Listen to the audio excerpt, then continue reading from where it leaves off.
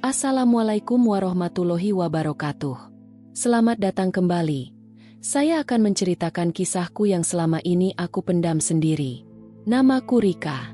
Pernahkah kalian membayangkan, orang yang paling kalian cintai, yang berjanji melindungimu seumur hidup, justru menjadi algojo yang merenggut kewarasanmu? Malam itu, di meja makan yang dingin, aku menemukan suamiku tersenyum menatap layar ponselnya, membaca pesan dari wanita lain yang dipilihkan oleh ibu kandungnya sendiri.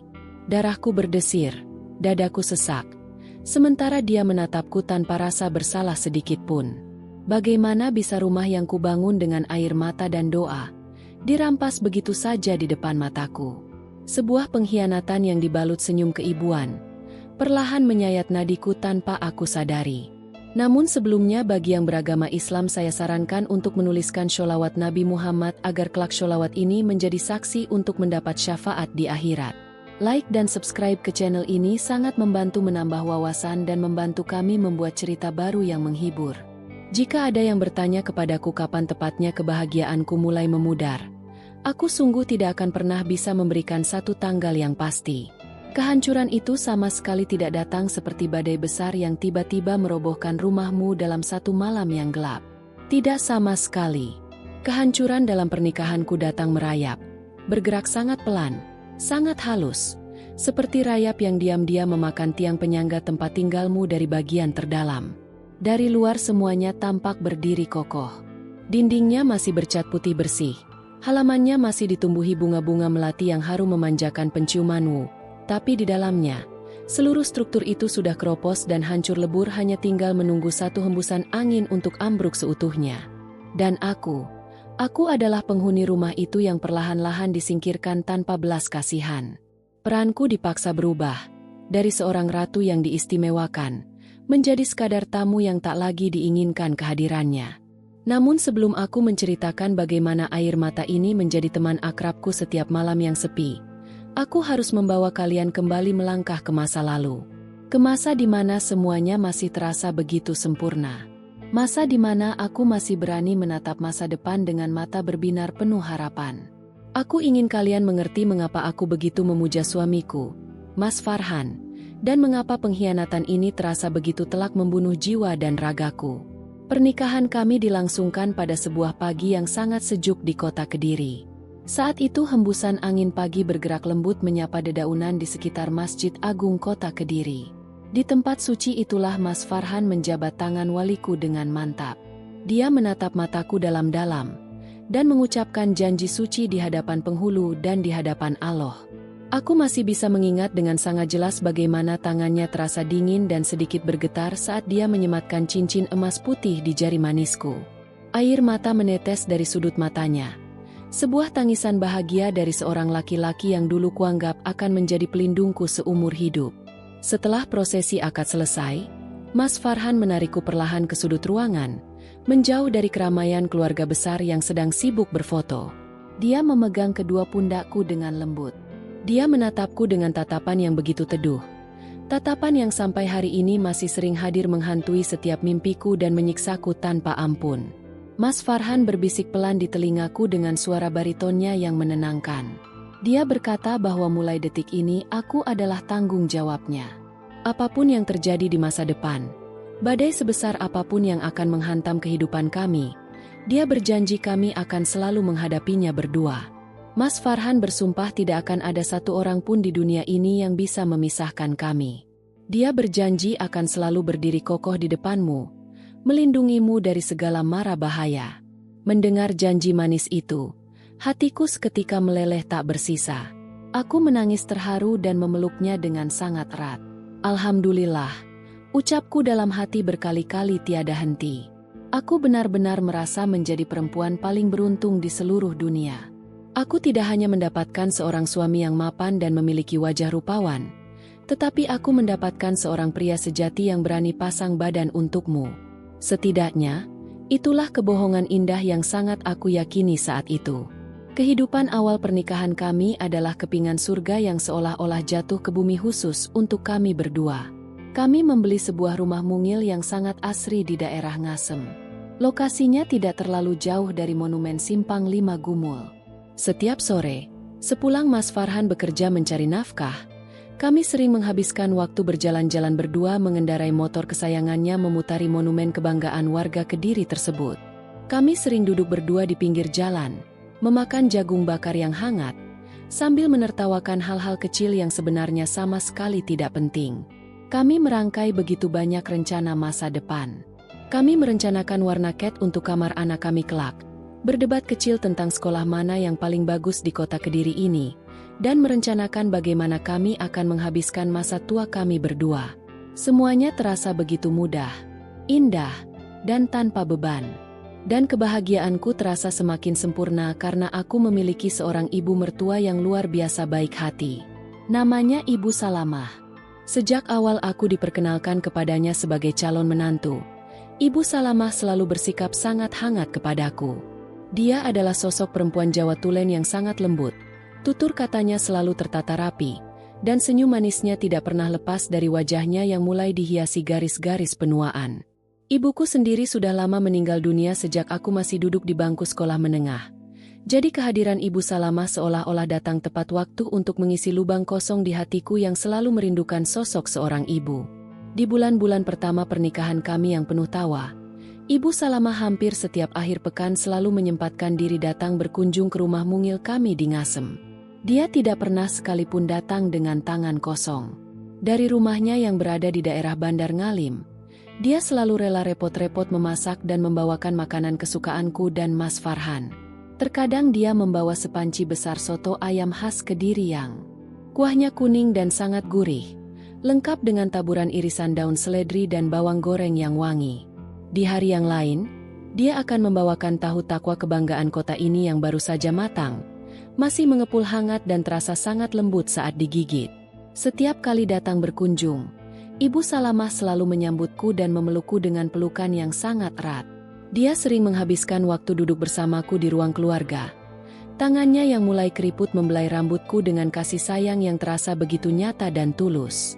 Aku masih mengingat dengan jelas suatu sore, saat kami sedang melipat pakaian berdua di ruang tengah. Ibu Salamah tiba-tiba menatapku sambil tersenyum dengan sorot mata keibuan yang menenangkan. Dia mengusap punggung tanganku perlahan dan berkata kepadaku bahwa dia selalu berdoa siang dan malam supaya Mas Farhan mendapatkan istri yang baik dan berbakti. Dia berkata, "Alhamdulillah Allah mengabulkan doa ibu dengan mengirimkan dirimu." Ibu Salamah meyakinkanku bahwa dia sudah menganggapku seperti anak kandungnya sendiri. Dia bahkan berpesan, kalau Mas Farhan nakal atau membuatku bersedih, aku harus segera mengadukannya, biar ibu yang akan menjewer telinganya. Mendengar kata-kata yang begitu manis dari mulut seorang mertua, dadaku langsung terasa sesak oleh rasa haru yang meluap-luap.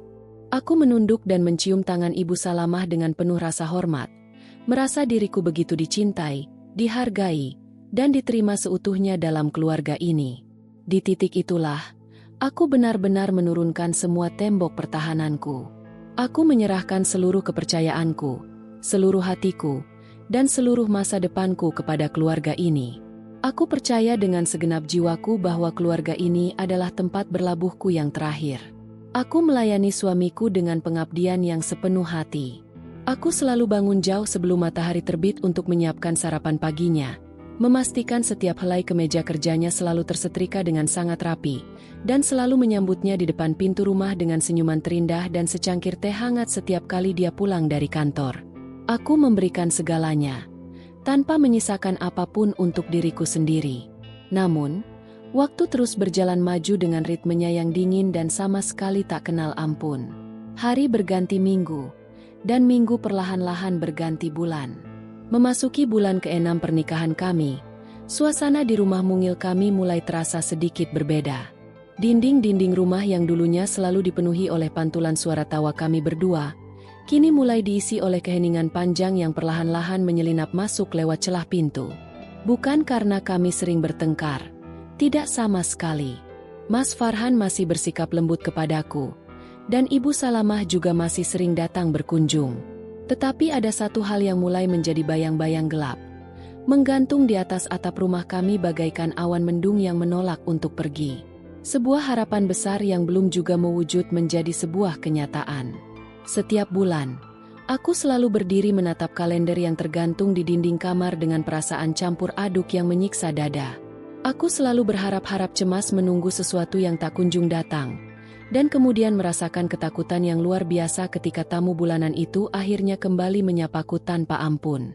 Garis merah di alat tes kehamilan yang kubeli diam-diam di apotek itu selalu hanya muncul satu. Hanya satu garis lurus tegak yang setiap bulannya semakin terasa seperti sebuah tamparan keras yang mendarat tepat di wajahku. Awalnya, aku masih bisa menutupi kesedihanku dengan senyuman palsu. Awalnya, Mas Farhan masih bersedia memelukku dan menenangkanku di tengah malam saat aku menangis diam-diam. Dia selalu mengelus punggungku dan mengatakan bahwa kami hanya perlu bersabar sedikit lagi, bahwa waktu kami pasti akan tiba. Tetapi hidup di tengah masyarakat tempat kami tinggal, di tengah keluarga besar yang selalu punya banyak alasan untuk berkumpul bersama, entah itu untuk acara syukuran tetangga, arisan keluarga bulanan, atau sekadar makan malam bersama, membuat segalanya menjadi jauh lebih berat. Perlahan-lahan, tatapan mata orang-orang mulai berubah saat melihatku. Pertanyaan-pertanyaan tentang momongan mulai berdatangan menyapaku dari berbagai arah. Pertanyaan yang pada awalnya hanya terdengar seperti basa-basi ringan dari para kerabat, perlahan-lahan berubah nadanya menjadi seperti pisau kasat mata yang terus-menerus mengiris harga diriku sebagai seorang istri dan sebagai seorang perempuan. Kapan isi perutnya Rika? Nanti keburu ketuaan lo suamimu. Kalimat-kalimat seperti itu mulai sering mampir di telingaku. Dan tanpa pernah aku sadari, dari titik hening inilah ujian sesungguhnya dalam pernikahanku baru saja menekan tombol mulainya. Sebuah ujian yang sangat sunyi namun mematikan, yang perlahan-lahan akan membuka paksa topeng orang-orang yang paling aku cintai di dunia ini.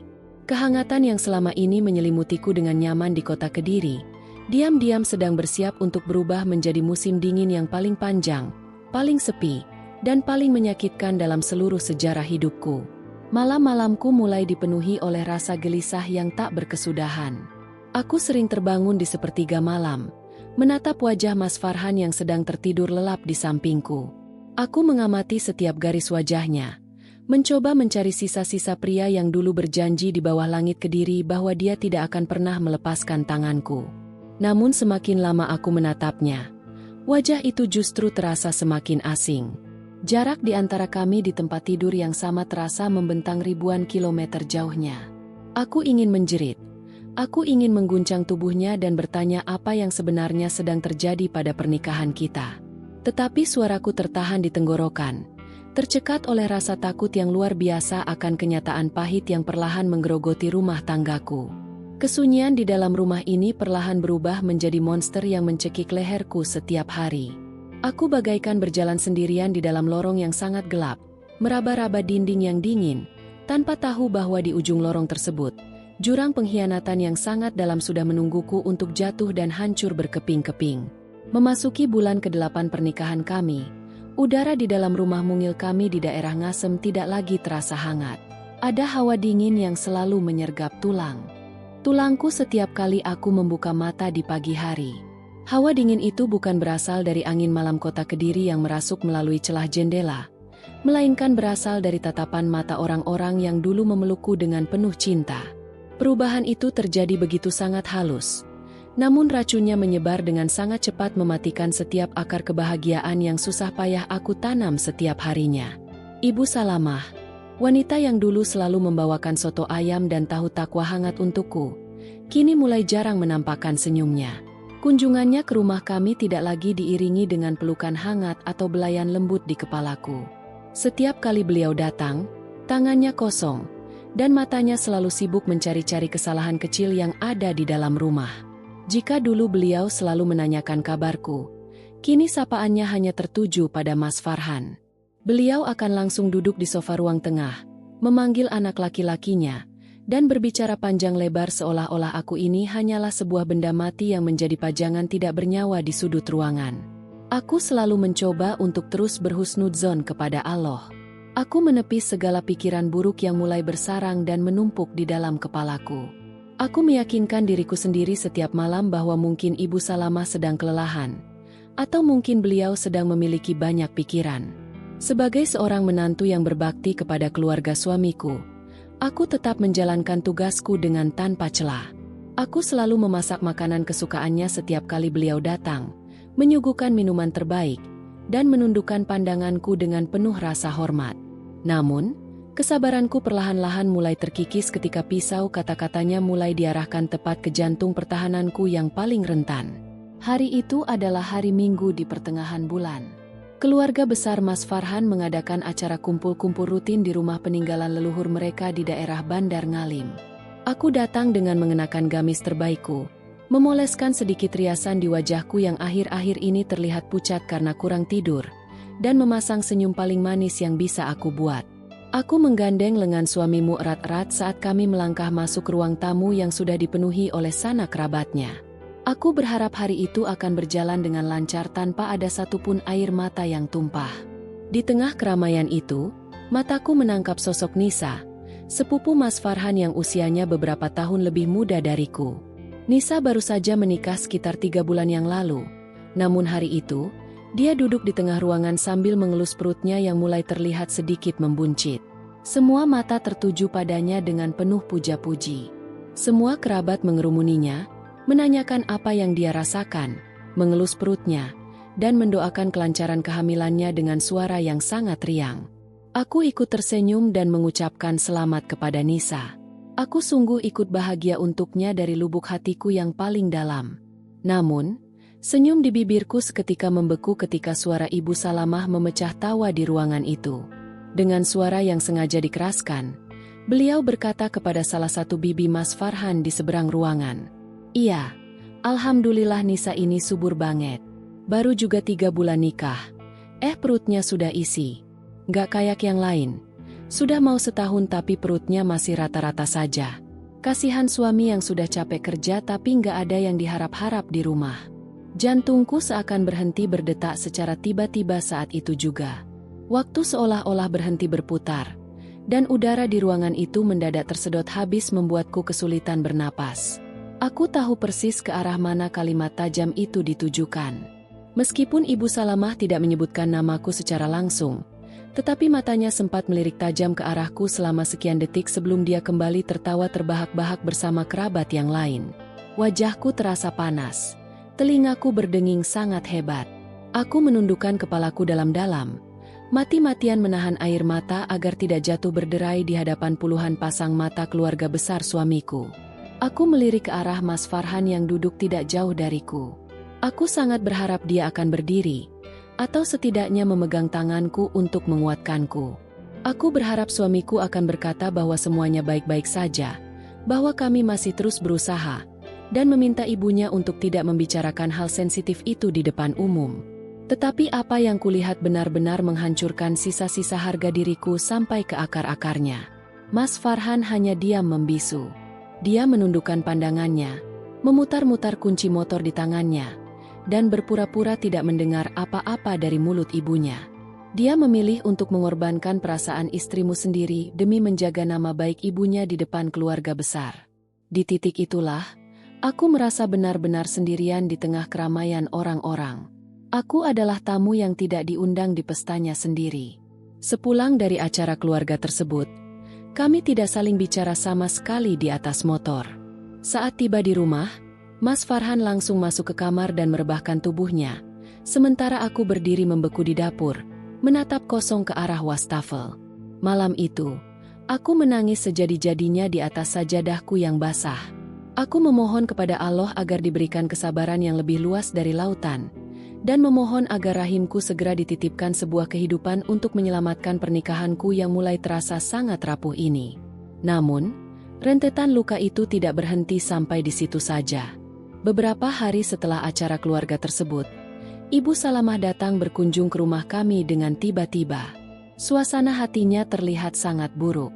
Aku segera berlari kecil ke dapur, menyeduh teh melati kesukaannya, menatanya dengan rapi di atas nampan kayu, dan membawanya ke ruang tamu. Aku meletakkan cangkir teh itu di atas meja tepat di hadapannya sambil menunduk hormat. "Silakan diminum tehnya, Bu," ucapku dengan suara yang paling lembut yang bisa aku keluarkan dari pita suaraku. Ibu Salamah sama sekali tidak menatap wajahku. Beliau menatap cangkir teh itu dengan pandangan merendahkan yang sangat menyakitkan, lalu menghela napas panjang yang terdengar sangat kasar. Teh terus Rick. Ucapnya tiba-tiba memecah keheningan. Suaranya terdengar sangat datar namun tajamnya melebihi sembilu yang menyayat kulit. Kapan ibu bisa menimang cucu? Teman-teman ibu di pengajian itu semuanya sudah punya cucu. Mereka sibuk pamer foto cucu mereka. Yang lucu-lucu, pamer membelikan baju bayi mungil-mungil. Sementara ibu cuma bisa diam menahan malu. Kamu itu sebenarnya perempuan normal atau tidak? Kalimat itu menghantam dadaku seperti godam besi berton-ton beratnya. Aku mundur selangkah ke belakang. Tubuhku bergetar hebat tak terkendali. Aku ingin sekali menjawab. Aku ingin berteriak membela diriku bahwa aku ini bukan pencipta yang bisa membuat nyawa seenaknya. Aku ingin berteriak bahwa anak adalah titipan rahasia dari Allah. Dan aku pun sama menderitanya menanggung beban kerinduan ini. Namun lidahku benar-benar keluh. Air mata langsung menggenang di pelupuk mataku tanpa bisa kutahan. Aku hanya bisa menunduk dan bergumam lirih meminta maaf dengan suara serak. Meskipun aku sama sekali tidak tahu apa sebenarnya kesalahanku yang fatal. Ibu Salamah tidak mempedulikan tangisanku yang tertahan. Beliau berdiri kasar, meraih tasnya, dan melangkah keluar rumah tanpa sedikit pun menyentuh teh yang sudah kubuatkan dengan susah payah. Malam harinya, aku membulatkan tekad dan memberanikan diri untuk bicara dengan Mas Farhan. Aku duduk di tepi tempat tidur, memegang kedua tangannya yang entah mengapa terasa begitu dingin. Dengan sisa-sisa kekuatan yang kumiliki malam itu, aku menatap matanya yang selalu menghindar dari tatapan mataku. "Mas," kataku dengan suara yang masih bergetar. "Besok kita ke dokter kandungannya. Kita periksa ke rumah sakit umum daerah Gambiran. Atau ke klinik mana saja di Kediri ini yang Mas mau. Kita cek semuanya berdua. Kalau memang ada yang salah dengan rahimku, aku bersedia diobati apa saja walau harus menahan sakit. Tapi tolong Mas, temani aku. Aku tidak sanggup terus-terusan ditatap seperti perempuan tidak berguna oleh ibu setiap kali kita bertemu." Aku memohon padanya dengan segenap hatiku, membuang jauh-jauh ego dan gengsiku sebagai seorang wanita demi mempertahankan rumah tanggaku. Aku sangat berharap suamiku akan memelukku hangat dan menyetujui ajakanku. Namun, reaksi Mas Farhan sungguh di luar akal sehatku. Dia menarik tangannya dari genggamanku dengan sangat cepat. Seolah-olah tanganku ini membawa penyakit menular yang menjijikan. Dia mengusap wajahnya dengan kasar, membuang muka ke arah dinding kamar, dan mendengus pelan penuh kekesalan. "Sudahlah Rick, tidak usah dibesar-besarkan masalah ini. Udah Nggak usah dibawa pikiran," jawabnya dengan nada suara yang meninggi dan penuh ketidaksabaran. "Nanti juga dikasih kalau memang sudah waktunya. Kamu itu yang sabar sedikit menghadapi ibu. Ibu itu cuma pengen cucu. Wajar kan? Jangan semuanya dimasukkan ke dalam hati bikin pusing kepala saja. Kita tidak perlu ke dokter-dokter segala. Nanti malah buang-buang uang dan bikin keluarga curiga kalau ada apa-apa sama kita berdua. Kamu mau bikin malu keluargaku di mata orang-orang." Kata-kata itu, ya Allah, kata-kata itu menghancurkan seluruh harapanku hanya dalam hitungan 1 detik. Dia sama sekali tidak peduli dengan luka yang menganga lebar di hatiku. Dia tidak peduli dengan air mata yang membasahi bantal di pipiku setiap malam berganti. Yang dia pedulikan hanyalah gengsinya sebagai seorang laki-laki. Yang dia pedulikan hanyalah nama baik keluarganya dan bagaimana menjaga perasaan ibunya agar tidak terluka. Sementara perasaan istrimu sendiri dibiarkan mati membusuk di sudut kamar yang gelap ini. Dia lebih memilih untuk membiarkan teka-teki tentang keturunan ini tidak terjawab selamanya. Asalkan dia tidak perlu repot-repot menghadapi kemungkinan bahwa mungkin saja, dialah yang menjadi alasan mengapa kami belum juga dikaruniai seorang anak. Malam itu, aku membalikan badanku memunggunginya perlahan-lahan. Aku menggigit bantal kuat-kuat untuk meredam suara isak tangisku agar dia tidak mendengarnya. Di tengah kegelapan kamar kami di Kediri ini, aku menyadari satu kenyataan yang sangat mengerikan dan mengancam jiwaku. Laki-laki yang tidur lelap di sebelahku ini ternyata bukanlah pelindungku. Dia adalah pria pengecut yang selalu bersembunyi di balik ketiak ibunya setiap kali ada masalah. Dan diam-diam, di balik sikap acuhnya yang menyakitkan ini, ada sebuah rahasia besar dan gelap yang sedang dia bangun perlahan di belakangku. Sebuah pengkhianatan yang kelak akan membuatku sangat menyesali hari di mana aku mengikrarkan janji sehidup semati bersamanya. Rasa sakit di dadaku ini ternyata baru sebatas permulaan kecil dari luka yang jauh lebih dalam, yang sedang bersembunyi dan menungguku di balik pintu rumah kami sendiri. Hari-hari berlalu menjauhi malam kelam di mana suamiku menolak mentah-mentah ajakanku untuk memeriksakan diri ke dokter kandungan. Sejak malam penolakan itu, ada sebuah dinding es yang sangat tebal menjulang tinggi tak kasat mata memisahkan tempat tidur kami. Mas Farhan semakin sering pulang larut malam dengan alasan yang selalu terdengar sama dan diulang-ulang. Alasan pekerjaannya di kantor yang menumpuk tak karuan selalu menjadi senjata utamanya untuk menghindari percakapan denganku. Aku mencoba menyibukkan diriku di siang hari. Aku sering pergi sendirian menaiki angkutan kota menuju pasar Setono Betek hanya sekadar untuk membeli sayuran dan bumbu dapur. Berjalan menyusuri lorong-lorong pasar yang becek demi mengalihkan rasa sesak yang terus-menerus menekan rongga dadaku tanpa ampun. Aku tersenyum kepada para pedagang sayur langgananku, berpura-pura menjadi seorang istri yang sangat bahagia tanpa beban hidup. Padahal kenyataannya jiwaku sedang meronta-ronta meregang nyawa di dalam sangkar emas yang dibangun oleh kebisuan suamiku sendiri. Hingga tibalah malam jahanam itu. Sebuah malam yang akan selalu kuingat sebagai malam di mana kewarasanku benar-benar direnggut dengan sangat paksa dari dalam kepalaku. Hujan turun dengan sangat deras mengguyur atap rumah kami di daerah Ngasem. Suara rintik hujan yang menghantam genteng terdengar sangat bising, berpadu dengan kilat yang sesekali menyambar menerangi langit kelam kota Kediri. Namun entah mengapa suasana di dalam rumah terasa begitu hening dan mencekam. Malam itu, Ibu Salamah datang berkunjung. Kedatangannya yang sangat tiba-tiba tanpa memberitahu terlebih dahulu membuatku sedikit terkejut. Seperti biasa akhir-akhir ini, beliau sama sekali tidak membalas sapaan lembutku. Jangankan membalas sapaan, menatap wajahku saja sepertinya beliau sudah merasa sangat enggan dan jijik. Beliau langsung berjalan membuang muka melewati tubuhku yang mematung di ambang pintu. Melangkah angkuh menuju ruang keluarga tempat Mas Farhan sedang duduk bersandar menonton siaran televisi malam. Sebagai seorang istri dan menantu yang masih memegang teguh tata krama kebiasaan orang tua zaman dahulu, aku segera bergegas menuju dapur di bagian belakang rumah. Aku menyalakan kompor, merebus air matang, dan menyiapkan teh melati hangat kesukaannya. Sambil mengaduk gula batu di dalam cangkir porselen putih itu, aku terus merapalkan doa di dalam hatiku. Aku memohon kepada Allah agar malam ini dijauhkan dari segala macam pertengkaran yang menyakiti hati. Aku memohon agar hatiku diberikan kelapangan seluas samudra untuk menerima apapun perlakuan dingin yang akan ditunjukkan oleh ibu mertuaku. Setelah semuanya siap tersaji, aku meletakkan 2 cangkir teh hangat yang masih mengepulkan asap dan sepiring kecil camilan singkong rebus di atas sebuah nampan kayu. Aku mengangkat nampan itu dengan kedua tanganku, menarik napas panjang untuk menenangkan detak jantungku yang mulai berdegup kencang karena firasat buruk yang tiba-tiba menyergap. Lalu melangkahkan kakiku pelan-pelan menyusuri lorong sempit yang menghubungkan dapur dengan ruang keluarga. Langkahku tiba-tiba terhenti tepat di balik dinding pembatas ruangan. Suara televisi yang biasanya menyala dengan volume keras kini terdengar sudah dimatikan sama sekali. Hening sejenak melanda ruangan depan. Hanya ada suara rintik hujan deras yang saling bersahutan tanpa henti di luar jendela kaca rumah kami. Dan kemudian, dari balik dinding tempatku berdiri mematung menahan napas, aku mendengar suara Ibu Salamah. Suaranya terdengar sangat berat, sangat serius, dan ditekan sedemikian rupa agar tidak terdengar sampai ke area dapur tempatku berada.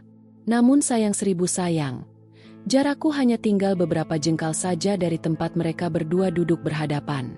Aku menahan napasku kuat-kuat, mencengkeram erat pinggiran nampan kayu di tanganku hingga buku-buku jariku memutih pucat. Telingaku menangkap dengan sangat jelas setiap kata yang perlahan-lahan keluar bagaikan racun mematikan dari mulut wanita yang selama ini aku hormati layaknya almarhumah ibu kandungku sendiri. Kamu itu anak laki-laki satu-satunya di keluarga kita, Han. Harapan ibu satu-satunya untuk meneruskan garis keturunan keluarga ini ada di pundakmu. Istrimu itu sudah sekian lama tapi entah bisa kasih keturunan atau tidak. Ibu sudah malu, Han. Ibu sangat malu setiap kali ditanya oleh keluarga besar dan teman-teman pengajian ibu. Sampai kapan kamu mau menunggunya dengan sabar begini? Sampai kamu tua dan beruban tanpa ada satupun anak yang meneruskan namamu. Darahku berdesir hebat mendengar rentetan kalimat itu. Tubuhku seketika terasa sangat ringan seolah kehilangan pijakan gravitasi bumi. Kepalaku terasa pusing berputar-putar. Tapi itu belum seberapa menyiksa, karena detik berikutnya, kalimat lanjutan yang keluar dari bibir ibu mertuaku benar-benar mengoyak jantungku tanpa ampun sedikitpun. Kalau memang ada perempuan lain yang bisa membuat hidupmu lebih baik, yang bisa memberikan keturunan untuk keluarga kita, kamu juga harus pikirkan dirimu sendiri, Han. Kamu masih muda. Masa depanmu masih sangat panjang terbentang. Jangan korbankan sisa hidupmu hanya karena merasa kasihan kepada perempuan yang tidak bisa memberikan apa-apa untuk keluarga kita. Ceraikan saja jika dia memang mandul. Ibu sudah ada pandangan perempuan yang jauh lebih baik dan subur untuk menemani masa depanmu. Waktu seakan benar-benar berhenti berdetak di ruang keluarga itu. Nampan kayu di tanganku bergetar sangat hebat mengikuti getaran seluruh tubuhku yang menggigil menahan syok luar biasa. Aku menahan napas sekuat tenaga, menempelkan punggungku ke dinding yang dingin bersuhu rendah, menunggu dengan sisa-sisa harapan paling kecil yang masih kumiliki. Aku menunggu suamiku meledak marah membanting meja. Aku menunggu Mas Farhan berdiri tegak, meninggikan suaranya untuk membela kehormatanku sebagai istri sahnya. Aku menunggu dia membuka mulut ibunya dengan janji suci yang pernah dia ucapkan dengan linangan air mata di bawah langit kota Kediri dulu. Aku menunggu dia berteriak lantang bahwa aku adalah istrinya, belahan jiwanya, dan tidak ada satu orang pun di dunia ini yang boleh menghinaku seenaknya, bahkan ibunya kandungnya sekalipun. Aku menunggu dan terus menunggu dalam keheningan yang perlahan-lahan menyayat nyawaku. 1 detik, 5 detik, 10 detik berlalu dengan sangat lambat bagaikan siksaan di neraka. Dan apa yang kudengar dari balik dinding itu benar-benar membunuh jiwaku saat itu juga hingga tak bersisa. Hening. Sama sekali tidak ada bantahan dari bibir suamiku. Tidak ada satupun kata pembelaan. Tidak ada suara Mas Farhan yang menggelegar marah membela wanitanya. Yang terdengar merobek keheningan hanyalah suara hembusan napasnya yang panjang dan berat. Seolah-olah dia sedang memikirkan dan sungguh-sungguh mempertimbangkan usulan gila ibunya tersebut. Diamnya suamiku jauh lebih menyakitkan daripada 1000 bilah pedang yang dihujamkan tepat ke dadaku secara bersamaan. Diamnya Mas Farhan adalah sebuah persetujuan mutlak yang tak terucap dari lidahnya. Dia membiarkan istrimu, perempuan yang selalu tidur memeluknya setiap malam berlalu, diinjak-injak harga dirinya hingga hancur lebur dan dibuang begitu saja bagaikan barang rongsokan menjijikan yang tidak lagi memiliki nilai guna di matanya. Duniaku runtuh ketika menimpa kepalaku sendiri. Lututku terasa sangat lemas tak bertulang hingga tidak mampu lagi menopang berat badanku yang terasa bertambah berkali lipat. Perlahan-lahan, tanpa menimbulkan suara langkah kaki sedikit pun, aku melangkah mundur kembali ke arah dapur yang gelap. Aku meletakkan nampan teh itu di atas meja makan dengan kedua belah tangan yang gemetar hebat tak terkontrol. Lalu tubuhku luruh perlahan merosot ke lantai keramik yang dingin membeku. Aku duduk meringkuk menyedihkan di sudut dapur yang remang-remang, memeluk kedua lututku erat-erat di depan dada. Aku menggigit bibir bawahku sangat kuat hingga terasa anyir darah segar di lidahku, berusaha mati-matian menahan erangan agar suara isak tangisku tidak pecah dan tidak terdengar oleh dua manusia berhati iblis yang sedang bersekongkol merencanakan kehancuranku di ruang depan sana. Air mata kepedihan mengalir deras bagaikan sungai kotor yang meluap dari kedua kelopak mataku. Aku menangis sejadi-jadinya di dalam diam yang paling mematikan bagi seorang perempuan. Mengapa ya Allah? Mengapa rasa sakit ini terasa begitu kejam dan tidak adil menimpaku? Aku telah mengabdikan seluruh sisa hidupku untuknya. Kuserahkan seluruh ragaku hanya untuk suamiku. Aku mengabdi dengan tulus menjadi istri yang taat aturan, menutup kedua mataku rapat-rapat dari segala kekurangan yang dimiliki suamiku, dan inikah balasan setimpal yang aku terima di akhir cerita. Aku dibuang dan disingkirkan hanya karena rahimku belum dititipi nyawa oleh Yang Maha Pencipta. Mereka berdua bersekongkol menghakimiku dengan sadis seolah-olah aku ini adalah Tuhan yang bisa menciptakan kehidupan bayi manusia hanya dengan membalikkan telapak tanganku. Aku menatap nanar sekeliling dapur yang setiap pagi buta menjadi tempatku memasak makanan kesukaannya. Pisau dapur yang tajam, talenan kayu yang usang, wajan hitam yang biasa kugunakan untuk melayani suamiku tercinta, semuanya seolah memiliki mata dan menertawakan kebodohanku malam ini. Bodohnya dirimu, Rika. Rutuku dalam hati mencaci maki diriku sendiri. Kamu dengan lugunya percaya bahwa cinta sejati tanpa syarat itu benar-benar ada di dunia nyata. Kamu terlalu naif percaya bahwa janji manis seorang laki-laki bisa dipegang teguh sampai mati. Kamu telah buta dan tertipu oleh senyuman hangat penuh kasih dan pelukan erat yang menenangkan, tanpa pernah menyadari sedikit pun bahwa di balik senyuman memabukkan itu ada sebilah belati beracun yang sudah disiapkan dan kapan saja siap memotong urat lehermu tepat dari arah belakang saat kamu sedang tertidur lelap. Hujan di luar rumah semakin mengamuk dengan beringas, menyapu jalanan aspal kota Kediri dengan brutal tanpa ampun. Udara malam basah yang menembus ventilasi udara di atas dapur membuat sekujur tubuhku menggigil kedinginan. Tapi rasa dingin yang menusuk tulang itu sama sekali tidak sebanding dengan bekunya hatiku saat ini yang telah hancur menjadi serpihan debu. Aku menyadari satu hal yang paling mengerikan mengancam nyawaku malam itu. Laki-laki yang sedang duduk diam di ruang keluarga sana, pria pengecut yang pernah bersumpah atas nama Allah untuk melindungiku selamanya, ternyata sudah lama menyerah dan angkat tangan terhadap janji pernikahan kami. Dia telah melepaskan genggaman tangannya dari tanganku sejak lama tanpa aku sadari. Dan dia dengan sengaja membiarkan aku berjalan sendirian meraba-raba di tengah badai yang gelap gulita. Sementara dia diam-diam mencari tempat berteduh yang baru untuk dirinya sendiri. Langkah-langkah pengkhianatan itu kini telah bergerak semakin dekat. Bersiap untuk mendobrak masuk dan menghancurkan pintu rumah tanggaku. Pagi hari setelah malam kelam yang merenggut sisa-sisa kewarasanku itu, matahari di atas langit kota Kediri terbit dengan sinarnya yang terasa sangat pucat dan dingin. Cahayanya menyusup masuk melalui celah gorden kamar kami, menyinari wajah Mas Farhan yang masih tertidur lelap tanpa dosa di sampingku. Aku menatap wajah suamiku dengan dada yang terasa seperti dihimpit oleh ribuan batu karang. Tidak ada lagi sisa-sisa cinta yang dulu selalu membuat jantungku berdebar setiap kali melihatnya terlelap. Yang ada kini hanyalah rasa asing yang begitu pekat. Seolah-olah pria yang tidur satu ranjang denganku ini adalah seorang pembunuh berdarah dingin yang baru saja mencabut nyawaku perlahan-lahan tanpa belas kasihan. Aku bangun dengan sisa tenaga yang kupunya, melangkah tertatih-tatih menuju kamar mandi untuk membasuh wajahku yang bengkak karena menangis semalaman suntuk di sudut dapur yang gelap. Aku memutuskan untuk berpura-pura tidak mengetahui apa-apa. Aku memasang topeng kebohongan paling sempurna yang pernah kubuat seumur hidupku. Aku tetap menyeduhkan kopi hitam kesukaannya, menggoreng tempe mendoan, dan menata sarapan di atas meja makan seolah-olah malam badai itu tidak pernah terjadi. Saat Mas Farhan keluar dari kamar dengan pakaian kerjanya yang sudah rapi, dia sama sekali tidak menatap mataku. Dia duduk di kursi meja makan, mengunyah makanannya dalam keheningan yang mematikan, lalu berpamitan pergi ke kantornya yang berada di sekitar kawasan Jalan Hasanuddin dengan alasan ada rapat pagi yang mendadak. Dia mencium keningku sekilas, sebuah ciuman hambar yang terasa seperti sentuhan es di kulitku. Begitu suara mesin motornya menjauh dan hilang dari pendengaranku, pertahananku kembali runtuh seketika. Aku merosot di balik pintu depan rumah kami di Ngasem, menangis sejadi-jadinya meratapi nasibku yang terasa sangat malang dan menyedihkan. Sejak hari itu, perubahan sikap Mas Farhan menjadi semakin nyata dan tidak bisa lagi disembunyikan. Dia mulai membangun sebuah benteng pertahanan yang sangat tinggi untuk menjauhkanku dari kehidupannya. Suamiku yang dulu selalu pulang tepat waktu saat azan maghrib berkumandang di Masjid Agung, kini mulai sering pulang larut malam dengan berbagai macam alasan yang tidak masuk akal. Terkadang dia beralasan harus lembur menyelesaikan laporan akhir bulan, di hari lain dia beralasan harus menemani klien penting makan malam di luar, atau sekadar berkumpul dengan teman-teman kantornya.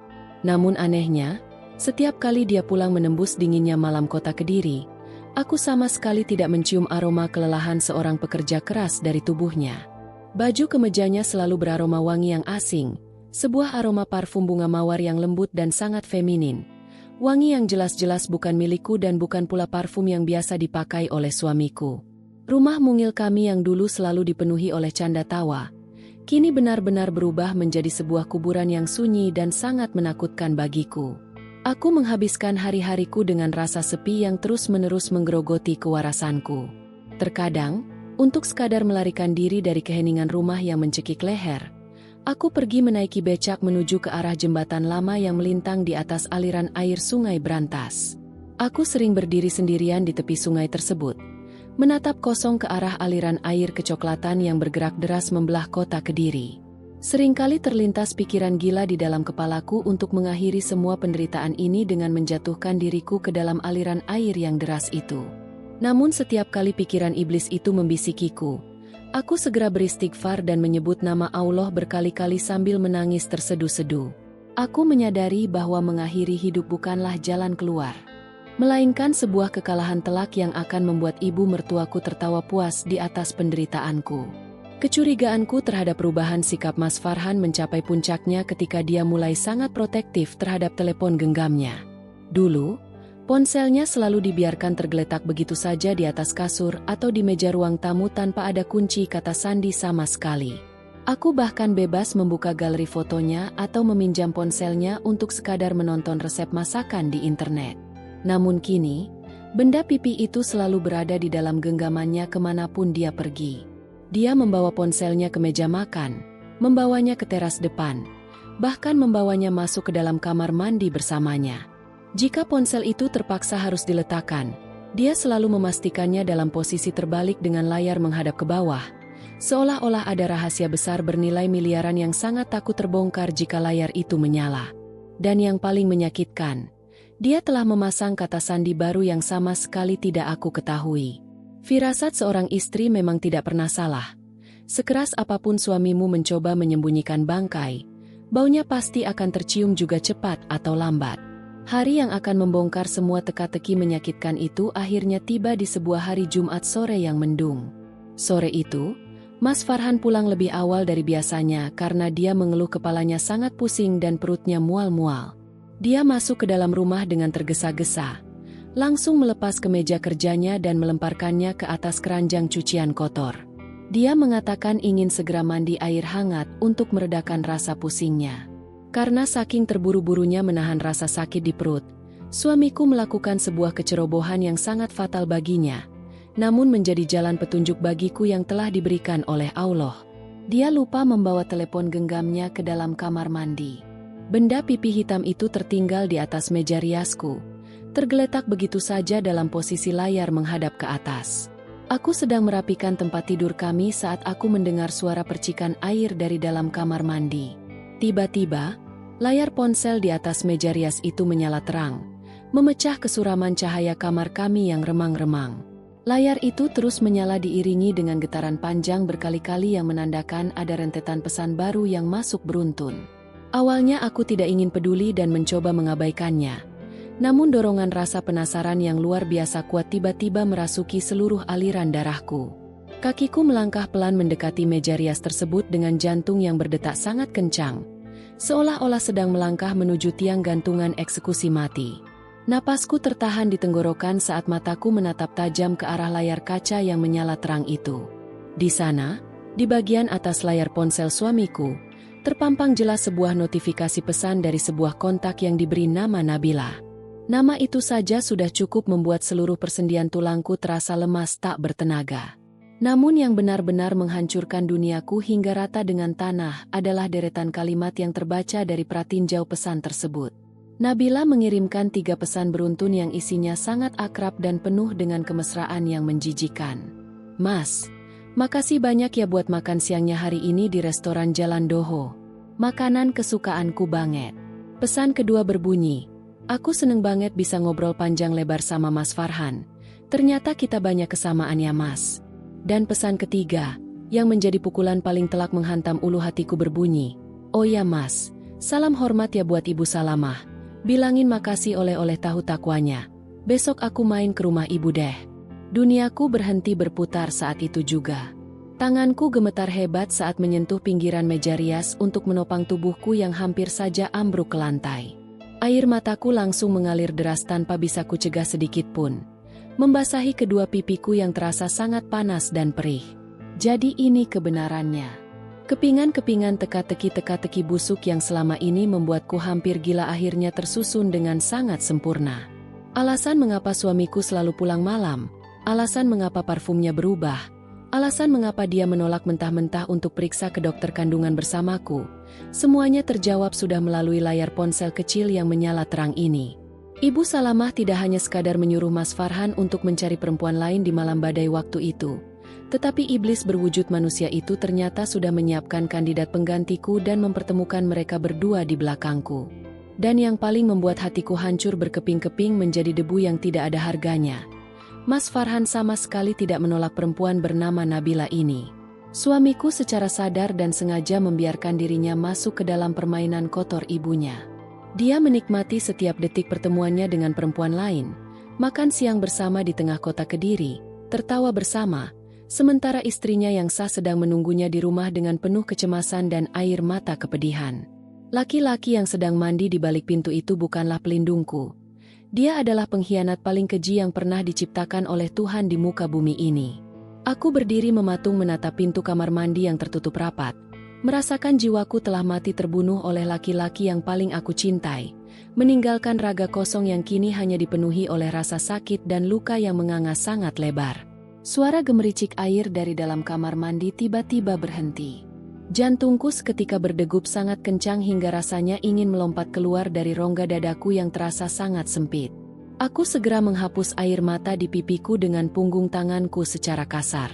Dengan sisa-sisa kewarasan yang masih kumiliki, aku memaksakan diriku untuk beranjak dari depan meja rias itu, menjauh dari telepon genggam yang baru saja menguliti semua kebohongan suamiku. Aku berjalan dengan langkah gontai menuju tepi tempat tidur, berpura-pura merapikan selimut dengan tangan yang masih bergetar sangat hebat. Pintu kamar mandi terbuka perlahan. Mas Farhan keluar dengan handuk kecil yang melingkar longgar di lehernya. Aroma sabun mandi yang segar menguar memenuhi udara di dalam kamar kami. Aroma yang dulu selalu membuatku merasa tenang dan aman, kini justru membuat perutku mual tak tertahankan dan kepalaku pusing berkunang-kunang. Dia berjalan melewatiku begitu saja tanpa menyadari sama sekali bahwa istrimu yang sedang berdiri di dekatnya ini baru saja mati terbunuh oleh pengkhianatan tajamnya.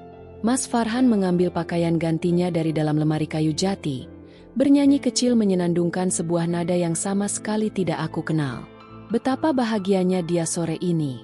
Betapa ringannya langkah kakinya setelah menghabiskan waktu makan siang bersama wanita muda yang lain di tengah keramaian kota Kediri.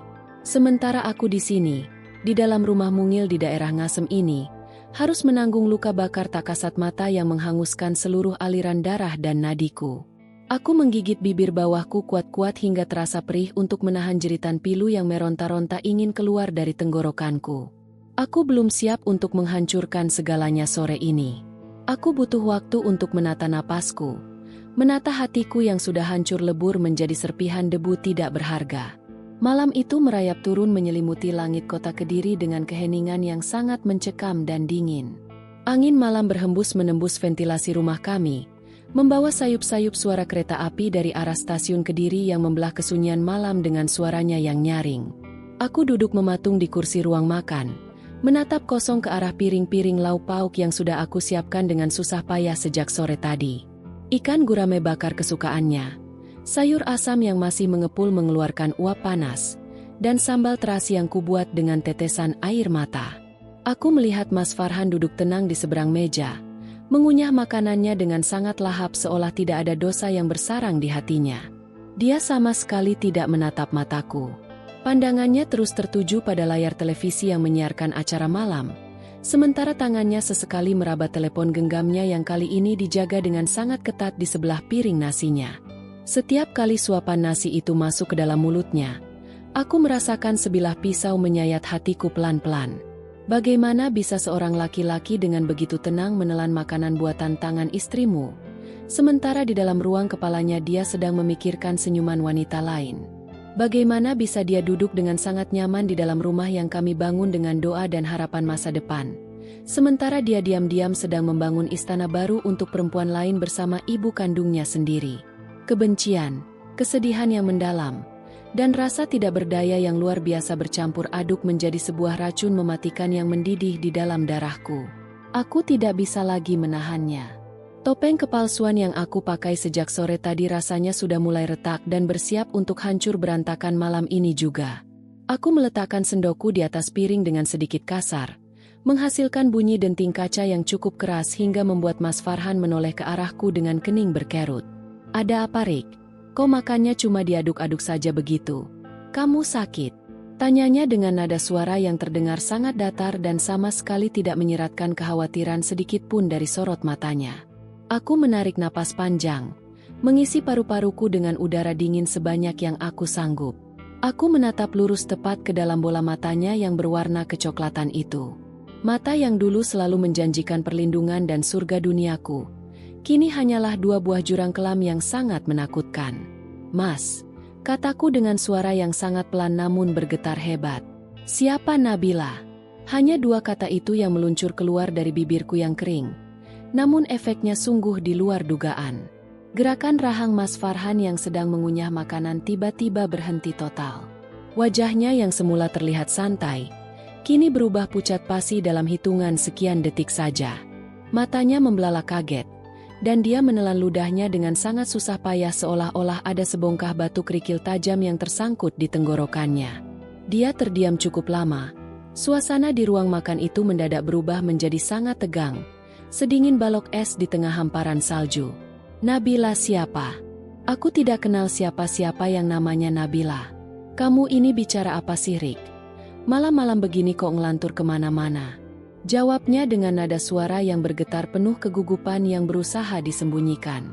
Dia mencoba memaksakan sebuah senyum hambar untuk menutupi kepanikannya yang meledak. Namun senyum itu terlihat sangat sumbang dan menyedihkan di mataku. Dia segera menundukkan kepalanya, kembali menyendok nasinya dengan tangan yang terlihat jelas sedikit gemetar saat menyentuh piring. Pembohong, teriakku dalam hati penuh amarah. Aku tidak lagi peduli dengan tata krama seorang istri malam ini. Aku berdiri dari kursiku, berjalan perlahan memutari meja makan kayu itu, dan berdiri tepat di samping tubuhnya. Aku menatapnya dari atas, melihat dengan sangat jelas bagaimana punggungnya menegang kaku menerima kehadiranku yang begitu dekat. Jangan berbohong lagi kepadaku, Mas. Ucapku dengan suara yang kini mulai serak karena menahan tangis yang mendesak keluar merobek dadaku. Aku melihat semuanya sore tadi. Saat kamu sedang mandi, ponselmu menyala terang. Nabila mengirimkan pesan untukmu. Dia berterima kasih untuk acara makan siang kalian di restoran Jalan Doho hari ini. Dia juga menitipkan salam manis untuk ibumu. Dan berterima kasih atas kotak tahu takwa yang ibu berikan untuknya. Rang. Sendok makan di tangan Mas Farhan jatuh membentur piring beling dengan sangat keras hingga memekakan telinga. Dia memejamkan kedua matanya rapat-rapat, mengusap wajahnya dengan kedua telapak tangannya secara kasar dan putus asa. Dia menyadari sepenuhnya bahwa dia sudah tertangkap basah, bahwa semua kebohongan busuk yang dia simpan rapat-rapat telah terbongkar tanpa sisa malam ini. Tubuhku menggigil hebat. Aku menunggu dengan sisa harapan agar dia berlutut di kakiku, menangis memohon ampunan dariku, atau setidaknya mengucapkan satu kalimat maaf untuk mengobati luka hatiku yang sedang berdarah-darah ini. Aku menunggu suamiku memeluk pinggangku dan mengatakan bahwa itu semua hanyalah sebuah kesalahan bodoh yang tidak akan pernah dia ulangi lagi dalam hidupnya. Namun, apa yang dia lakukan detik berikutnya sungguh di luar batas akal sehat manusia manapun. Mas Farhan sama sekali tidak membantah ucapanku. Dia tidak menyangkal pesan itu. Dan dia juga sama sekali tidak meminta maaf kepadaku atas rasa sakit yang dia torehkan. Dia justru menghela napas panjang yang terdengar penuh dengan beban berat, mengangkat wajahnya perlahan, dan menatapku dengan tatapan kosong yang teramat sangat dingin. Ini semua karena keadaan Rick. Ucapnya dengan nada suara yang lirih namun sanggup menyayat hati paling dalam. Kamu harus mengerti posisiku di mata ibu. Ibu sudah semakin tua. Beliau sudah sering sakit-sakitan memikirkan nasib masa depan keluarga kita. Beliau terus-menerus mendesakku setiap hari tanpa henti. Aku ini anak laki-laki satu-satunya, tulang punggung keluarga besar. Aku tidak bisa terus-terusan melawan kemauan ibu demi membela dirimu, Rick. Kamu tahu sendiri kan bagaimana harapan besar ibu untuk segera mendapatkan cucu dari darah dagingku sendiri. Nabila itu kenalan lama ibu, anak dari teman dekat pengajiannya. Ibu yang mengatur semua pertemuan itu secara sepihak. Aku sama sekali tidak ada niat untuk mengkhianatimu dari awal, Rick. Aku hanya menurut perintah ibu agar beliau tidak terus-menerus marah dan sakit-sakitan. Aloh, ya aloh. Kalimat pengecut macam apa ini yang keluar dari mulut pria yang dulu bersumpah melindungiku.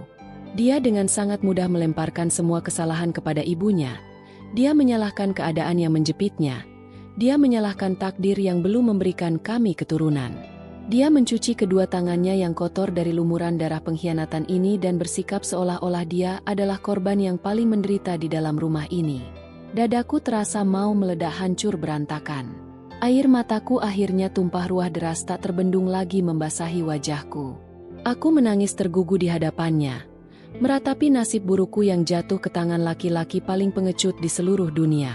"Mas, keadaan apa yang membuat kamu lupa kalau aku masih istrimu?" Tanyaku hancur. Suaraku pecah berserakan di udara ruang makan yang terasa hampa itu. "Keadaan apa yang memberikan hak kepadamu untuk menipuku sedemikian rupa? Untuk bertemu perempuan lain di belakang punggungku, tertawa bersamanya di luar sana, memberikan hadiah manis dari ibumu untuknya, sementara istrimu sendirian meratapi nasib di dalam rumah ini. Apakah karena rahimku belum berisi, lalu kamu menganggap aku ini sudah mati dan tidak bernyawa? Apakah janji suci pernikahan kita di depan penghulu dan di hadapan Allah itu tidak ada harganya sama sekali untukmu, Mas? Jawab, Mas. Jawab pertanyaanku." Aku memukul-mukul dadanya dengan kedua kepalan tanganku yang sangat lemah. Aku meronta. Aku menangis sejadi-jadinya, melepaskan seluruh rasa sakit yang selama berbulan-bulan ini aku kubur rapat-rapat sendirian dalam diam. Mas Farhan sama sekali tidak menahan pukulanku di dadanya. Dia hanya diam mematung, menundukkan kepalanya dalam-dalam tanpa berani sedikit pun menatap mataku yang memerah. Dia membiarkan aku menghabiskan sisa-sisa tenagaku yang semakin menipis, hingga akhirnya tubuhku merosot lemas dan berlutut letih di atas lantai keramik yang dingin membeku. Aku memeluk kedua lututku sendiri, menangis terseduh-seduh meratapi kebodohanku yang percaya pada cinta palsunya. Keheningan yang sangat menyakitkan kembali menyelimuti kami berdua. Hanya terdengar suara isak tangisku yang bergema menyedihkan di sudut ruang makan itu.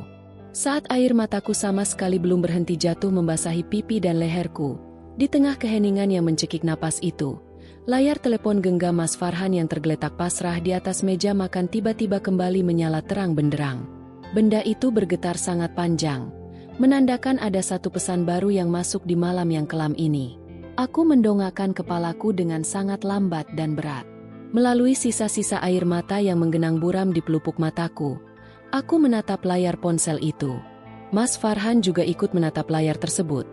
Namun dia sama sekali tidak berusaha untuk menyembunyikannya atau membalikannya seperti biasa. Dia hanya diam membeku seperti patung lilin tak bernyawa. Dan di sana, di layar yang menyala terang menyilaukan mata itu, terpampang nyata sebuah notifikasi pesan baru dari nama Nabila. Sebuah kalimat pendek yang membuktikan dengan sangat gamblang bahwa pengkhianatan ini bukan sekadar pertemuan biasa, melainkan sebuah rencana panjang yang sudah matang dan siap untuk membunuh sisa hidupku sepenuhnya. Pesan itu berbunyi, "Mas, kata ibu besok siang kita jadi pergi mencari penjahit untuk fitting baju kebayakan. Aku sudah siap-siap mencari model yang bagus, Mas. Fitting baju kebaya. Untuk apa mereka berdua mencari penjahit dan melakukan fitting baju jika bukan untuk merencanakan sebuah ikatan suci yang baru? Mereka berdua, dibantu oleh ibu mertuaku, sedang merencanakan sebuah pesta pernikahan di atas air mata darah dan kehancuran istrimu sendiri." Aku menatap layar yang perlahan meredup itu dengan pandangan kosong yang mati. Lalu perlahan-lahan aku mengalihkan pandanganku menatap wajah suamiku. Mas Farhan memalingkan wajahnya dengan sangat cepat. Sama sekali tidak sanggup menatap mataku yang sudah mati rasa. Aku tertawa. Ya, aku tiba-tiba tertawa dengan sangat sumbang dan getir di tengah isak tangisanku yang memilukan. Sebuah tawa yang terlahir dari keputusasaan paling dalam di dasar palung hatiku. Tawa hampa yang menyadarkanku bahwa selama ini, di rumah mungil yang aku anggap surga ini, aku memang sudah lama menjadi seorang tamu yang hanya tinggal menunggu waktu untuk diusir pergi selamanya. Tawa getirku malam itu menggema memantul di dinding-dinding rumah kami yang sedingin es, menyatu dengan suara rintik hujan yang perlahan-lahan mulai mereda di luar jendela kaca. Tawaku yang terdengar sangat sumbang itu perlahan-lahan mereda, tergantikan oleh sebuah keheningan panjang yang sangat menulikan telinga. Aku menatap Mas Farhan yang masih berdiri mematung membuang muka ke arah lain. Laki-laki ini, laki-laki yang dulu dengan penuh kasih sayang mengusap air mataku di Masjid Agung Kota Kediri, kini membiarkan aku tergeletak hancur lebur di atas lantai tanpa sedikit pun niat untuk meraih tanganku atau sekadar menenangkanku. Malam itu, aku tidak lagi berteriak histeris. Aku tidak lagi memukul-mukul dadanya dengan tanganku yang melemah. Air mataku yang sejak tadi mengalir deras tiba-tiba mengering dengan sendirinya, membeku oleh sebuah kenyataan pahit yang akhirnya harus aku telan bulat-bulat tanpa sisa. Buat apa aku menangisi seorang pria pengecut yang bahkan tidak memiliki keberanian untuk mengakui pengkhianatannya sendiri dengan jantan? Aku bangkit berdiri dari lantai keramik yang dingin itu dengan sangat susah payah, menopang tubuhku yang gemetar hebat pada ujung meja makan kayu yang menjadi saksi bisu kehancuran hatiku.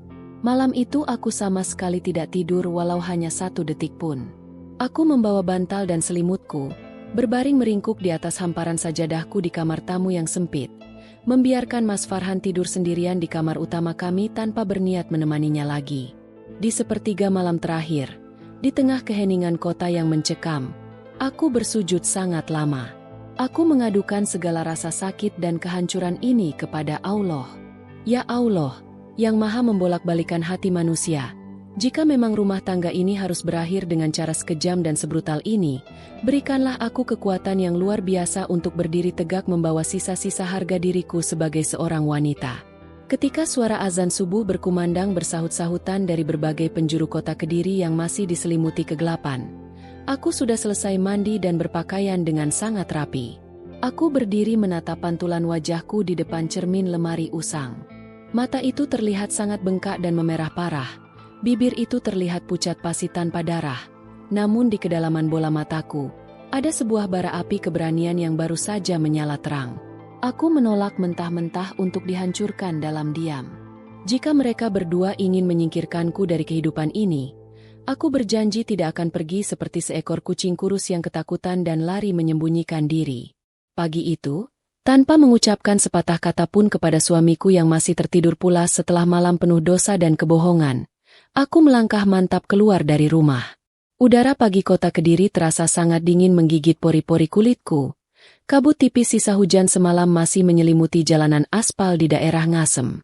Aku berdiri di pinggir jalan raya, menghentikan sebuah angkutan kota berwarna kuning kusam yang melintas pelan, menaiki kendaraan roda 4 itu dengan sebuah tujuan yang sudah sangat pasti di dalam kepalaku. Rumah Ibu Salamah di daerah Bandar Ngalim. Perjalanan menuju ke rumah mertuaku itu terasa sangat lambat bagaikan merayap. Dari balik kaca jendela angkutan kota yang berdebu, aku melihat para pedagang pasar mulai sibuk menggelar dagangan sayuran mereka di pinggir jalan raya. Anak-anak kecil berseragam sekolah mulai berjalan riang bercanda tawa dengan teman-temannya, sementara duniaku sendiri sedang runtuh berantakan berkeping-keping jatuh ke tanah. Jantungku berdegup sangat kencang menabrak tulang rusukku, namun tekadku sudah bulat sekeras batu karang. Aku harus mendengar langsung dari mulut wanita parubaya yang telah dengan sengaja merancang kematian pernikahanku ini. Angkutan kota itu akhirnya berhenti dengan suara rem yang berdecit tepat di depan sebuah gang kecil masuk di kawasan Bandar Ngalim. Aku melangkah turun dengan hati-hati, memberikan selembar uang pecahan kepada sopir, lalu berjalan menyusuri jalan paving yang masih basah oleh embun pagi. Rumah berdinding hijau muda yang dulu selalu kurindukan kedatangannya itu, kini justru terlihat seperti sebuah sarang monster yang sangat mengerikan dan mengancam nyawaku. Pintu kayu depannya terlihat terbuka setengah, menandakan penghuninya sudah bangun dari tidur.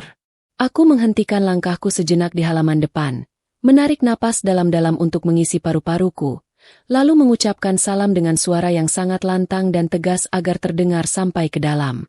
Assalamualaikum warahmatullahi wabarakatuh. Tidak lama kemudian, terdengar suara langkah kaki mendekat, dan sosok Ibu Salamah muncul dari balik gorden pembatas ruang tamu rumahnya. Beliau mengenakan sebuah daster bermotif batik warna coklat. Wajahnya yang mulai keriput terlihat sangat terkejut melihat kehadiranku yang berdiri kaku sepagi ini. Namun keterkejutan di wajahnya itu hanya berlangsung selama beberapa detik saja, sebelum akhirnya raut wajahnya kembali berubah menjadi sangat angkuh dan dingin, memancarkan tatapan merendahkan yang belakangan ini selalu beliau berikan kepadaku tanpa alasan yang jelas. Waalaikumsalam. Tumben pagi-pagi buta begini sudah datang kemari, Rik. Ada apa kamu kemari? Di mana anakku Farhan? Sapanya dengan nada suara yang sangat ketus, tanpa ada sedikit pun basa-basi menyuruhku untuk duduk atau masuk ke dalam rumah.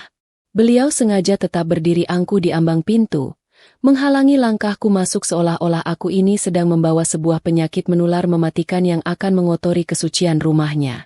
Aku kembali menarik napas panjang, menatap lurus menembus ke dalam mata wanita parubaya itu. Ibu mertuaku ini, Wanita yang dulu pernah memelukku dengan erat dan mengatakan bahwa aku sudah seperti anak kandungnya sendiri, kini menatapku dengan tatapan jijik seperti sedang melihat seorang musuh bebuyutan yang paling dibencinya di dunia ini. Kepalsuan yang selama ini beliau sembunyikan dengan rapi di balik senyum keibuannya kini telah terkelupas habis terbakar oleh kebenciannya terhadap kekuranganku. Aku tidak sedang mencari Mas Farhan, Bu. Jawabku dengan nada suara yang sangat tenang namun penuh dengan penekanan di setiap suku katanya. Mas Farhan masih tertidur lelap di rumah kami.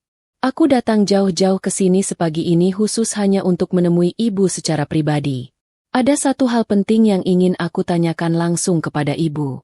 Mendengar jawabanku yang sangat berani itu, Ibu Salamah mendengus kasar. Beliau menyilangkan kedua tangannya dengan sombong di depan dadanya yang bidang. Mengangkat dagunya tinggi-tinggi menatapku ke bawah. Mau tanya apa kamu pagi-pagi begini? Kalau urusan minta tambah uang belanja bulanan, jangan minta ke ibu. Sana minta saja sama suamimu yang sudah banting tulang membiayaimu itu. Aku tersenyum getir mendengar tuduhannya yang sangat merendahkan martabatku itu. Sebuah senyuman meremehkan yang sepertinya membuat ibu mertuaku sedikit terkesiap dan salah tingkah. Bukan, Bu. Jawabku pelan namun mematikan. Ini sama sekali bukan urusan uang recehan. Aku hanya ingin bertanya satu hal sederhana saja kepada ibu. Jam berapa tepatnya jadwal fitting baju kebaya pernikahan Mas Farhan dan Nabila hari ini, Bu? Wajah Ibu Salamah seketika berubah memucat seperti mayat hidup. Kedua matanya membelalak kaget maksimal mendengar nama wanita itu meluncur begitu saja dengan mulus dari bibirku. Beliau jelas sama sekali tidak menyangka bahwa menantunya yang selama ini terlihat sangat bodoh dan selalu dia menunduk ini ternyata sudah mengetahui semua rencana busuknya. Namun, dasar wanita berhati iblis. Keterkejutannya dengan sangat cepat tertutupi oleh senyum sinis yang sangat licik dan menjijikan. Beliau tidak mengelak sama sekali. Beliau justru melangkah maju satu tindak, mendekatkan wajahnya yang berkerut itu ke arahku dengan penuh kemenangan. Oh, jadi kamu sudah tahu semuanya ya, Rik? Alhamdulillah, baguslah kalau begitu. Jadi ibu tidak perlu lagi repot-repot memutar otak mencari cara halus untuk memberitahumu agar kamu segera pergi. Ya, tebakanmu 100% benar. Hari ini Farhan anakku dan Nabila calon menantu baruku akan pergi mencari penjahit terkenal di kota ini. Mereka berdua akan segera melangsungkan pernikahan bulan depan. Nabila itu anak gadis yang sangat baik budi pekertinya.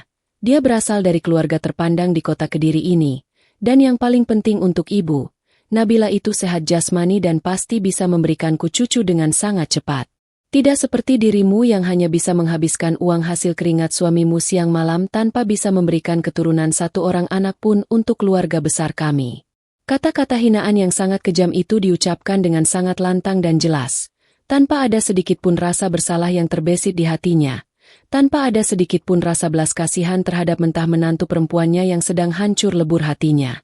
Beliau berbicara dengan sangat santai seolah-olah beliau sedang membicarakan rencana pergi ke pasar untuk membeli perabotan rumah tangga yang baru, bukan sedang merencanakan penghancuran hidup masa depan seorang manusia. Kamu itu harusnya sadar diri dan tahu di mana letak posisimu, Rik. Lanjutnya lagi dengan suara yang semakin meninggi melengking. Sengaja dikeraskan agar tetangga kanan kiri yang sedang menyapu halaman bisa mendengar suaranya dengan jelas. Kamu itu perempuan mandul yang tidak berguna. Keluarga besar kami sangat butuh generasi penerus. Farhan itu anak laki-laki kebanggaan ibu. Masa depannya masih bersinar sangat terang benderang. Kalau kamu memang benar-benar tulus sayang sama suamimu seperti yang selalu kamu katakan, kamu harusnya ikhlas dan rela dimadu. Atau jalan yang lebih baik kamu sadar posisi dan segera minta cerai saja dari anakku. Jangan terus-terusan jadi parasit benalu yang merusak dan menghisap kebahagiaan anak kandungku. Ibu akan siapkan sejumlah uang pesangon yang cukup untukmu bertahan hidup. Asalkan kamu mau angkat kaki pergi dari kehidupan Farhan hari ini juga dan jangan pernah kembali lagi menampakkan wajahmu di sini. Air mata kepedihan dan amarah menggenang penuh di pelupuk mataku. Pandanganku mulai mengabur. Namun aku menolak keras membiarkan air mata ini jatuh setetes pun membasahi pipiku di hadapan wanita sombong dan tak punya hati ini. Aku menguatkan pijakan kedua kakiku di atas lantai terasnya yang berdebu. Simpan saja uang kotor ibu itu rapat-rapat di lemari ibu. Jawabku dengan suara yang bergetar hebat menahan luapan emosi yang sudah mendidih sampai ke ubun-ubun. Aku sama sekali tidak butuh uang haram dari keluarga yang penuh dengan kepalsuan ini. Demi Allah, Bu, aku tidak pernah menyangka sedikitpun bahwa orang yang selama ini aku hormati dan aku sayangi layaknya ibu kandungku sendiri ternyata memiliki hati yang jauh lebih busuk daripada tumpukan sampah di pinggir jalan raya. Ibu sudah dengan kejam menghukumku seolah-olah aku ini adalah Tuhan yang dengan sengaja menolak menciptakan nyawa bayi. Ibu dengan sengaja dan sadar memaksa anak ibu sendiri untuk berubah menjadi seorang pria pengecut dan pengkhianat sejati. Ibu bersorak-sorai membangun istana kebahagiaan di atas tangisan darah wanita lain yang tidak berdosa. Mendengar perlawananku yang bertubi-tubi, Ibu Salamah langsung melotot marah dengan wajah memerah pada menahan malu. Tangan kanannya menunjuk-nunjuk kasar tepat di depan wajahku. Berani-beraninya kamu kurang ajar dan menasihati orang tua, ya, Rik. Kamu memang perempuan mandul yang tidak tahu diuntung dan tidak punya tata krama. Teriaknya murka hingga suaranya serak. Aku tidak mundur sedikitpun dari posisiku berdiri. Aku justru menepis tangannya yang menunjuk wajahku dengan gerakan yang sangat berani dan mantap. Aku sama sekali tidak kurang ajar, Bu. Aku hanya sedang berbicara menyampaikan sebuah fakta kebenaran yang Ibu tutupi rapat-rapat. Silakan Ibu ambil kembali anak laki-laki kesayangan Ibu tercinta itu seutuhnya. Silakan Ibu nikahkan dia dengan perempuan manapun di dunia ini yang Ibu anggap paling sempurna rahimnya. Tapi tolong Ibu ingat satu hal ini baik-baik di dalam kepala Ibu. Camkan kata-kataku ini sampai Ibu mati. Air mata dari orang yang terzalimi dan dianiaya itu tidak akan pernah jatuh sia-sia menyentuh bumi. Allah Maha melihat dan Maha mendengar segalanya, Bu. Hari ini Ibu mungkin bisa tertawa sangat puas menghancurkan seluruh hidupku, mengusir dan membuangku seperti kotoran yang berbau busuk. Tapi kelak, aku bersumpah akan datang suatu hari di mana rasa sakit luar biasa yang aku rasakan hari ini akan Allah kembalikan kepada Ibu dan keluarga Ibu dengan rasa sakit yang berkali-kali lipat jauh lebih dahsyat hingga Ibu memohon ampun untuk dijemput maut. Setelah mengucapkan kalimat kutukan keputusasaan itu dari dasar lubuk hatiku yang paling hancur berdarah-darah, aku langsung membalikan badanku tanpa sudi menunggu jawaban atau makian lanjutannya lagi. Aku melangkah pergi meninggalkan halaman rumah berdinding hijau yang menyimpan banyak kebohongan itu dengan langkah kaki yang panjang, lebar, dan sangat cepat.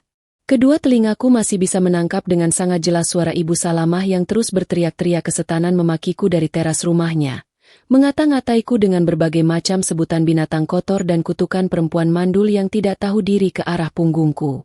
Namun aku sama sekali tidak menoleh sedikitpun ke belakang untuk membalasnya. Hatiku yang tadinya terasa sangat sesak kini mendadak terasa sangat ringan terlepas dari beban. Namun di saat yang bersamaan hatiku juga terasa sangat kosong melompong. Semuanya sudah hancur lebur tak tersisa satu keping pun. Tali silaturahmi yang dulu dengan susah payah kuikat dengan benang penuh kasih sayang dan pengabdian buta, kini telah resmi kuputuskan dengan tanganku sendiri menggunakan gunting kenyataan yang sangat tajam. Aku berjalan kaki tanpa arah menyusuri jalanan kota Kediri yang mulai pada dipenuhi oleh hiruk-pikuk kendaraan roda 2 dan roda 4. Sinar matahari pagi mulai terasa semakin menyengat membakar kulit wajahku. Namun seluruh tubuhku terasa sedingin bongkahan es di kutub utara. Aku melihat orang-orang asing berlalu lalang melewatiku dengan senyuman lebar di wajah mereka, menceritakan kisah bahagia mereka masing-masing, sementara di dalam relung dadaku yang paling dalam, ada sebuah kota harapan yang baru saja di bumi hanguskan menjadi abu tanpa sisa. Aku menghela napas sangat panjang membuang beban. Menengadah menatap langit biru yang membentang tanpa batas di atas kepalaku. Perjuanganku yang sia-sia di kota ini sudah benar-benar selesai hari ini juga. Janji suci yang pernah terucap dengan air mata bahagia di bawah hamparan langit Kediri ini sudah resmi kadaluarsa dan membusuk termakan habis oleh pengkhianatan keji ibu dan anak. Sekarang, satu-satunya hal yang tersisa untuk kulakukan hanyalah urusan untuk kembali pulang ke rumah neraka itu, mengemasi seluruh pakaian dan barang-barangku ke dalam koper, memungut sisa-sisa harga diriku yang masih berceceran di lantai rumah mungil di daerah Ngasem, dan pergi melangkah kaki meninggalkan laki-laki pengecut itu selama-lamanya. Pergi jauh sebelum dia menyadari bahwa perempuan yang selama ini dia anggap sangat lemah dan sangat bodoh, ternyata memiliki keberanian yang sangat besar untuk meninggalkannya lebih dulu tanpa harus mengemis cinta di kakinya. Langkah kakiku terasa sangat berat saat aku kembali menginjakan kaki di depan pintu rumah mungil di kawasan Ngasem. Matahari sudah mulai bergeser ke arah barat, menciptakan bayang-bayang panjang yang terasa seolah-olah sedang menertawakan kemalanganku. Suasana rumah begitu sepi, hanya terdengar suara detak jam dinding yang terdengar sangat nyaring di telingaku. Aku masuk ke dalam rumah dan mendapati suasana masih sama seperti saat aku meninggalkannya pagi tadi. Mas Farhan tidak ada di rumah. Mungkin dia sedang bersiap-siap untuk pertemuan fitting baju yang sudah direncanakan bersama calon istri barunya itu. Aku berjalan menuju kamar utama, membuka lemari kayu jati kami, dan mulai mengeluarkan seluruh pakaianku dengan gerakan yang sangat cepat dan teratur. Aku tidak lagi menangis. Sumber air mataku seolah-olah sudah benar-benar kering habis setelah pertarunganku dengan Ibu Salamah tadi pagi.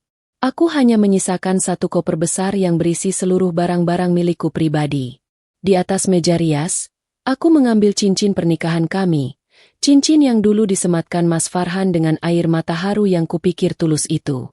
Aku meletakkannya di atas permukaan meja, tepat di samping ponsel miliknya yang tergeletak tidak berdaya. Aku mengambil selembar kertas putih dan pena, lalu menuliskan beberapa baris kalimat singkat sebagai salam perpisahan terakhirku. Surat itu tidak berisi kemarahan, tidak berisi cacian, dan tidak berisi permintaan penjelasan lagi.